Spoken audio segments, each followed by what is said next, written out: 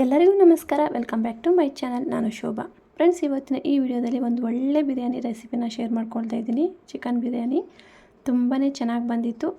ನೀವು ಒಂದ್ಸಲ ಖಂಡಿತ ಈ ಪ್ರೋಸೆಸ್ನಲ್ಲಿ ಮಾಡಿ ನೋಡಿ.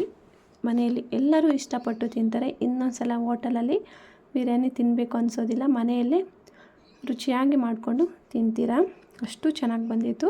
ಈಗ ಏನೆಲ್ಲ ಇಂಗ್ರೀಡಿಯೆಂಟ್ಸ್ ಬೇಕು ಅಂತ ತೋರಿಸ್ತಾ ಇದ್ದೀನಿ. 1 kg ಅಷ್ಟು ಚಿಕನ್ ತೊಗೊಂಡಿದ್ದೀನಿ. ಅದನ್ನು ಉಪ್ಪು ಮತ್ತು ಅರಿಶಿನ ಹಾಕಿ ವಾಶ್ ಮಾಡಿ ಇಟ್ಕೊಂಡಿದ್ದೀನಿ. ಮತ್ತು ಒಂದು 2 ಟೊಮೊಟೊನ ಕಟ್ ಮಾಡಿದ್ದೀನಿ. ಹಾಗೆ ಈರುಳ್ಳಿನ ಸಣ್ಣದಾಗಿ ಉದ್ದಾಗಿ ಕಟ್ ಮಾಡ್ಕೊಂಡಿದ್ದೀನಿ. ಒಂದು 6 ಹಸಿರು ಮೆಣಸಿನ್ಕಾಯಿ ತೊಗೊಂಡಿದ್ದೀನಿ. ಹಾಗೆ ಇಲ್ಲಿ ಬಂದು ಬಿರಿಯಾನಿ ಪೌಡರ್ 2 ಸ್ಪೂನು, ಧನಿಯಾ ಪುಡಿ 1 ಸ್ಪೂನು, ಒಂದು ಸ್ವಲ್ಪ ಖಾರದ ಪುಡಿ, ಒಂದು ಸ್ವಲ್ಪ ಅರಿಶಿನ ಪುಡಿ, ಒಂದು ಸ್ವಲ್ಪ ಗರಂ ಸ್ಪೈಸಸ್ ಬಂದು ಇಷ್ಟನ್ನು ತೊಗೊಂಡಿದ್ದೀನಿ. ಈಗ ಇಲ್ಲಿ ಬಿರಿಯಾನಿ ಐಟಮ್ ಬರುತ್ತಲ್ವ, ಚಕ್ಕೆ, ಲವಂಗ, 2 ಏಲಕ್ಕಿ, ಹಾಗೆ ಬಿರಿಯಾನಿ ಎಲೆ, ಒಂದು ಸ್ವಲ್ಪ ಕಸೂರಿ ಮೇಥಿ ಇಷ್ಟನ್ನು ತೊಗೊಂಡಿದ್ದೀನಿ. ಹಾಗೆ ಒಂದು 1/4 ಲೀಟರ್ ಮೊಸರು ತೊಗೊಂಡಿದ್ದೀನಿ. 1/4 ಲೀಟರ್ ಮೊಸರಲ್ಲಿ ಅರ್ಧ ಸೇರಿಸ್ಕೊಳ್ತೀನಿ ಅಷ್ಟೇ. ಹಾಗೆ ಒಂದು ಸ್ವಲ್ಪ ಅಂದರೆ ರುಚಿಗೆ ತಕ್ಕಷ್ಟು ಉಪ್ಪು ಮತ್ತು ಶುಂಠಿ ಬೆಳ್ಳುಳ್ಳಿ ಪೇಸ್ಟು. ಇದು ನಾನು ಮನೆಯಲ್ಲೇ ಮಾಡಿರೋಂಥ ತುಪ್ಪನ ಒಂದು 2 ಸ್ಪೂನಷ್ಟು ತುಪ್ಪ ತೊಗೊಂಡಿದ್ದೀನಿ. ಹಾಗೆ ಪುದೀನ ಸೊಪ್ಪು, ಕೊತ್ತಂಬರಿ ಸೊಪ್ಪನ್ನು ಕಟ್ ಮಾಡಿ ಇಟ್ಕೊಂಡಿದ್ದೀನಿ. ಇಷ್ಟನ್ನು ರೆಡಿ ಮಾಡಿ ಇಟ್ಕೊಂಡ್ಬಿಟ್ರೆ ಈಸಿಯಾಗಿ ಬಿರಿಯಾನಿ ಮಾಡ್ಕೊಳ್ಬೋದು. ಈಗ ಯಾವ ರೀತಿ ಮಾಡೋದು ಪ್ರೋಸೆಸ್ ಅಂತ ತೋರಿಸ್ಕೊಡ್ತಾ ಇದ್ದೀನಿ, ಬನ್ನಿ. ಈಗ ಸ್ಟವ್ ಆನ್ ಮಾಡಿಕೊಂಡು ಅಗಲವಾಗಿರುವಂಥ ಪಾತ್ರೆನ ತೊಗೊಂಡಿದ್ದೀನಿ. ಅದಕ್ಕೆ ಒಂದು ಸ್ವಲ್ಪ ಎಣ್ಣೆನ ಸೇರಿಸ್ಕೊಂಡಿದ್ದೀನಿ. ಎಣ್ಣೆ ಒಂದು ಸ್ವಲ್ಪ ಜಾಸ್ತಿನೇ ಸೇರಿಸ್ಕೊಳ್ಬೇಕು. ಎಣ್ಣೆ ಬಿಸಿ ಆದ ನಂತರ ಈಗ ನಾನು ಬಿರಿಯಾನಿ ಐಟಮ್ ಎಲ್ಲ ತೊಗೊಂಡಿದ್ದೆನಲ್ಲ, ಚಕ್ಕೆ, ಲವಂಗ, ಬಿರಿಯಾನಿ ಎಲೆ, 2 ಏಲಕ್ಕಿ, ಸ್ವಲ್ಪ ಕಾಳು ಮೆಣಸು ಎಲ್ಲನೂ ಸೇರಿಸ್ಕೊಂಡು ಅದು ಒಂದು ಸ್ವಲ್ಪ ಫ್ರೈ ಆದ ನಂತರ ಹಸಿರು ಮೆಣಸಿನ್ಕಾಯಿನ ಸೇರಿಸ್ಕೊಂಡಿದ್ದೀನಿ. ಹಸಿರು ಮೆಣಸಿನ್ಕಾಯಿನ ಒಂದು ಸ್ವಲ್ಪ ಫ್ರೈ ಮಾಡ್ಕೊಳ್ಬೇಕು. ಅದಾದ ನಂತರ ಈಗ ಕಟ್ ಮಾಡಿರುವಂತಹ ಈರುಳ್ಳಿನ ಸೇರಿಸ್ಕೊಂಡು ಈರುಳ್ಳಿ ಚೆನ್ನಾಗಿ ಕಲರ್ ಚೇಂಜ್ ಆಗಬೇಕು, ಅಲ್ಲಿ ತನಕ ಫ್ರೈ ಮಾಡ್ಕೊಳ್ಬೇಕು. ಈಗ ಶುಂಠಿ ಬೆಳ್ಳುಳ್ಳಿ ಪೇಸ್ಟನ್ನು ಒಂದು 3 ಟೇಬಲ್ ಸ್ಪೂನಷ್ಟು ತೊಗೊಂಡಿದ್ದೀನಿ. ಶುಂಠಿ ಬೆಳ್ಳುಳ್ಳಿ ಪೇಸ್ಟ್ ಒಂದು ಸ್ವಲ್ಪ ಜಾಸ್ತಿನೇ ತೊಗೊಳ್ತಾ ಇದ್ದೀನಿ, ತುಂಬಾ ಚೆನ್ನಾಗಿ ಬರುತ್ತೆ ರುಚಿ ಅಂತ. ಈಗ ಶುಂಠಿ ಬೆಳ್ಳುಳ್ಳಿ ಪೇಸ್ಟು ಅಷ್ಟೇ ಹಸಿ ವಾಸನೆ ಹೋಗೋ ತನಕ ಚೆನ್ನಾಗಿ ಫ್ರೈ ಮಾಡ್ಕೊಳ್ಬೇಕು. ಬಿರಿಯಾನಿ ಟೇಸ್ಟ್ ಅನ್ನೋದು ನಾವು ಮಸಾಲೆನ ಯಾವ ರೀತಿ ಫ್ರೈ ಮಾಡ್ಕೊಳ್ತೀವಿ ಅನ್ನೋದ್ರ ಮೇಲೆ ಡಿಪೆಂಡ್ ಆಗುತ್ತೆ.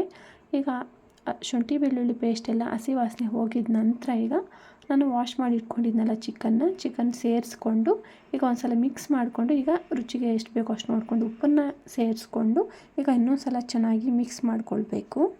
ಈ ಥರ ಚೆನ್ನಾಗಿ ಮಿಕ್ಸ್ ಮಾಡ್ಕೊಂಡಿದ್ದ ನಂತರ ಒಂದು ಪ್ಲೇಟನ್ನು ಕ್ಲೋಸ್ ಮಾಡಿಕೊಂಡು, ಅದೇ ಒಂದು ಪ್ಲೇಟನ್ನು ಮುಚ್ಕೊಂಡು ಒಂದು 5 ರಿಂದ 8 ನಿಮಿಷ ಚೆನ್ನಾಗಿ ಚಿಕನ್ ಬೇಯಕ್ಕೆ ಬಿಟ್ಬಿಡಬೇಕು. ಈಗ ನೋಡ್ತಿರ್ಬೋದು ಚೆನ್ನಾಗಿ ಫ್ರೈ ಆಗಿದೆ ಚಿಕನ್ನು. ಈಗ ಕಟ್ ಮಾಡಿರುವಂತಹ ಪುದೀನ ಸೊಪ್ಪು ಹಾಗೆ ಕೊತ್ತಂಬರಿ ಸೊಪ್ಪನ್ನು ಸೇರಿಸ್ಕೊಂಡು, ಹಾಗೆ ನಾನು ತಗೊಂಡಿದ್ದೆಲ್ಲ ಸ್ಪೈಸಸ್ಸು ಅದನ್ನು ಸೇರಿಸ್ಕೊಂಡು ಒಂದು ಸಲ ಚೆನ್ನಾಗಿ ಮಿಕ್ಸ್ ಮಾಡ್ಕೊಳ್ಬೇಕು. ಈ ಮಸಾಲೆ ಎಲ್ಲ ಚಿಕನ್ಗೆ ಹಿಡಿಯೋ ಥರ ಚೆನ್ನಾಗಿ ಮಿಕ್ಸ್ ಮಾಡಿಕೊಂಡು ಅದನ್ನು ಒಂದು 5 ನಿಮಿಷ ಬೇಯಕ್ಕೆ ಬಿಡಬೇಕು. ಈಗ ನೋಡ್ತಿರ್ಬೋದು ಎಣ್ಣೆ ಎಲ್ಲ ಒಂದು ಸ್ವಲ್ಪ ಮೇಲೆ ಬರ್ತಾಯಿದೆ. ಈ ಟೈಮಲ್ಲಿ ಕಟ್ ಮಾಡಿರುವಂತಹ ಟೊಮೊಟೊ ಮತ್ತು 1/4 ಲೀಟ್ರ್ ಮೊಸರಲ್ಲಿ ಅರ್ಧದಷ್ಟು ಮೊಸರನ್ನು ಸೇರಿಸ್ಕೊಂಡು ಇನ್ನೊಂದು ಸಲ ಚೆನ್ನಾಗಿ ಮಿಕ್ಸ್ ಮಾಡ್ಕೊಳ್ತಾ ಇದ್ದೀನಿ. ಈ ಥರ ಟೊಮೊಟೊ ಲಾಸ್ಟಲ್ಲಿ ಸೇರಿಸ್ಕೊಳ್ಳೋದ್ರಿಂದ ಬಿರಿಯಾನಿಯಲ್ಲಿ ಅಲ್ಲಲ್ಲಿ ಟೊಮೊಟೊ ಸಿಗ್ತಾ ಇರುತ್ತೆ ಬಾಯಿಗೆ, ತುಂಬಾ ಚೆನ್ನಾಗಿರುತ್ತೆ ತಿನ್ನೋದಕ್ಕೆ ಅಂತ ಹೇಳಿ. ಈಗ ಲಾಸ್ಟಲ್ಲಿ ಒಂದು ಸ್ವಲ್ಪ ಕಸೂರಿ ಮೇಥಿನ ಆ್ಯಡ್ ಮಾಡ್ಕೊಂಡು 2 ಸ್ಪೂನಷ್ಟು ತುಪ್ಪನ ಸೇರಿಸ್ಕೊಂಡು ಒಂದು ಸಲ ಮಿಕ್ಸ್ ಮಾಡಿಬಿಟ್ಟು ಅದು ಫ್ಲೇಮ್ ಕಮ್ಮಿ ಮಾಡಿಬಿಟ್ಟು ಅದು ಆ ಕಡೆ ಇಟ್ಟಿದ್ದೀನಿ. ಚಿಕನ್ ಬೇಯ್ತಾ ಇರುತ್ತೆ. ಈ ಕಡೆ ಈಗ ನಾನು ದೊಡ್ಡದೊಂದು ಪಾತ್ರೆ ತಗೊಂಡು ನೀರು ಸ್ವಲ್ಪ ಜಾಸ್ತಿನೇ ತೊಗೊಂಡಿದ್ದೀನಿ. ಅದಕ್ಕೆ ಒಂದು ಸ್ವಲ್ಪ ತುಪ್ಪ ಹಾಗೆ ಚಕ್ಕೆ, ಲವಂಗ, ಒಂದು ಸ್ವಲ್ಪ ಕಸೂರಿ ಮೇಥಿ ಅಂದರೆ ಬಿರಿಯಾನಿಗೆ ಹಾಕ್ತೀವಲ್ಲ ಐಟಮ್ ಎಲ್ಲ ಒಂದು ಸ್ವಲ್ಪ ತಗೊಂಡು ನೀರು ಚೆನ್ನಾಗಿ ಕುದಿ ಬರೋ ಟೈಮಲ್ಲಿ ಅಕ್ಕಿ ಹಾಕಿಬಿಟ್ಟು ಇದನ್ನು ಒಂದು 90% ಬೇಯಕ್ಕೆ ಬಿಡಬೇಕು. ಅನ್ನ ಒಂದು 90% ಬೆಂದರೆ ಸಾಕಾಗುತ್ತೆ. ಅನ್ನ ಆ ಕಡೆ ಬೇಯೋ ಅಷ್ಟರೊಳಗಡೆ ಈ ಕಡೆ ಚಿಕನ್ನು ಅಷ್ಟೇ ತುಂಬಾ ಸಾಫ್ಟಾಗಿ ಚೆನ್ನಾಗಿ ಬೆಂದ್ಕೊಂಡಿತ್ತು. ಈಗ ಆ ಗ್ರೇವಿ ಎಲ್ಲ ಒಂದು ಸ್ವಲ್ಪ ಅರ್ಧದಷ್ಟು ಗ್ರೇವಿನ ನಾನು ಒಂದು ಪ್ಲೇಟ್ಗೆ ತಗೊಳ್ತಾ ಇದ್ದೀನಿ. ದಮ್ ಕಟ್ಕೊಳ್ಳುವಾಗ ಲೇಯರ್ ಹಾಕ್ತೀವಲ್ವ ಅನ್ನ, ಅದ್ರ ಮಧ್ಯದಲ್ಲಿ ಇನ್ನೊಂದು ಸಲ ಆ ಗ್ರೇವಿ ಎಲ್ಲ ಹಾಕಿದ್ರೆ ರೈಸ್ಗೆ ಚೆನ್ನಾಗಿ ಹಿಡ್ಕೊಳ್ಳುತ್ತೆ. ಈಗ ನೋಡ್ತಿರ್ಬೋದು ನಾನು ಯಾವ ಥರ ಹಾಕ್ಕೊಳ್ತಾ ಇದ್ದೀನಿ, ಲೇಯರ್ ಥರ ಅಂತ ಹೇಳಿ. ಈ ಥರ ಸ್ಟೈನರಲ್ಲಿ ಅನ್ನನೆಲ್ಲ ಅಂದರೆ ನೀರೆಲ್ಲ ಸೋದಿಸ್ಕೊಂಡು ಈಗ ತಗೊಂಡು ಅದ್ರ ಮಧ್ಯದಲ್ಲಿ ಸ್ವಲ್ಪ ಚಿಕನ್ ಇದು ಗ್ರೇವಿ ಹಾಕ್ಕೊಂಡು ಈಗ ಲಾಸ್ಟಲ್ಲಿ ಇನ್ನೊಂದು ಸ್ವಲ್ಪ ಕೊತ್ತಂಬರಿ ಸೊಪ್ಪು, ಪುದೀನ ಸೊಪ್ಪು ಹಾಕ್ಕೊಂಡು ಒಂದು ಪ್ಲೇಟನ್ನು ಮುಚ್ಕೊಂಡು ಅದ್ರ ಮೇಲೆ ಏನಾದರೂ ತೂಕ ಇಡಬೇಕು.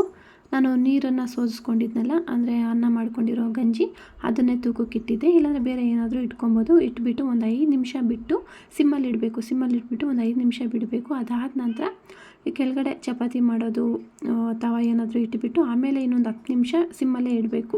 ಈ ಥರ ಇಡೋದ್ರಿಂದ ಕೆಳಗಡೆ ತಳ ಹಿಡಿಯೋದಿಲ್ಲ. ಹಂಗಾಗಿ ಇನ್ನೊಂದು 10 ನಿಮಿಷ ಸಿಮ್ಮಲ್ಲೇ ಇಟ್ಬಿಟ್ರೆ ಪರ್ಫೆಕ್ಟಾಗಿ ಬಿರಿಯಾನಿ ರೆಡಿಯಾಗಿಬಿಡುತ್ತೆ. ಈ ಥರ ಮಿಕ್ಸ್ ಮಾಡ್ಕೊಳ್ಳೋವಾಗೂ ಅಷ್ಟೇ ನಿಧಾನಕ್ಕೆ ಮಾಡ್ಕೊಳ್ಬೇಕು. ಪೀಸಸ್ಸು ಮತ್ತು ಅನ್ನ ಎಲ್ಲ ಮಿಕ್ಸ್ ಆಗೋ ಥರ ನಿಧಾನಕ್ಕೆ ಈ ಥರ ಎಲ್ಲನೂ ಮಿಕ್ಸ್ ಮಾಡಿಕೊಂಡ್ರೆ ಚಿಕನ್ ಬಿರಿಯಾನಿ ರೆಡಿಯಾಗಿರುತ್ತೆ. ನಾನು ಯಾವ ರೀತಿ ಪ್ರೊಸೀಜರ್ ಹೇಳ್ಕೊಟ್ಟಿದ್ನೋ ಅದೇ ರೀತಿ ಮಾಡಿ ನೋಡಿ, ಖಂಡಿತ ಮನೇಲಿ ಎಲ್ಲರೂ ಇಷ್ಟಪಟ್ಟು ತಿಂತೀರಾ. ಮತ್ತು ಇನ್ನೊಂದು ಸಲ ಹೋಟೆಲ್ಗೆ ಹೋಗಿ ತಿನ್ನಬೇಕು ಅಂತ ಅನಿಸೋದೇ ಇಲ್ಲ, ಅಷ್ಟು ಚೆನ್ನಾಗಿ ಬಂದಿರುತ್ತೆ. ಮನೆಯಲ್ಲೇ ಮಾಡ್ಕೊಳ್ಬೋದು, ಅಷ್ಟು ರುಚಿಯಾಗಿ ಬಂದಿರುತ್ತೆ ಚಿಕನ್ ಬಿರಿಯಾನಿ. ನಾನು 2-3 ಥರ ಮಾಡ್ತೀನಿ. ನಾನು ಈ ಪ್ರೊಸೀಜರಲ್ಲಿ ಮಾಡಿದ್ರೆ ನಮ್ಮ ಮನೇಲಿ ತುಂಬ ಇಷ್ಟಪಟ್ಟು ತಿಂತಾರೆ. ನನಗೂ ಅಷ್ಟೇ ತುಂಬಾ ಇಷ್ಟ ಆಗುತ್ತೆ, ಅಷ್ಟು ಚೆನ್ನಾಗಿರುತ್ತೆ. ನಾನು ಈ ರೀತಿ ಚಿಕನ್ ಬಿರಿಯಾನಿ ಕಲ್ತಿದ ಮೇಲೆ ಹೊರಗಡೆ ಚಿಕನ್ ಬಿರಿಯಾನಿ ನನಗೆ ಇಷ್ಟನೇ ಆಗೋದಿಲ್ಲ. ಹೊರಗಡೆ ತಿನ್ನೋದು ತೀರಾ ಕಡಿಮೆ ಮಾಡಿಬಿಟ್ಟಿದ್ದೀವಿ, ಅಷ್ಟು ಚೆನ್ನಾಗಿರುತ್ತೆ. ಇದೇ ರೀತಿ ಮಾಡಿ ನೋಡಿ, ನೀವೂ ಇಷ್ಟಪಟ್ಟು ತಿಂತೀರಾ.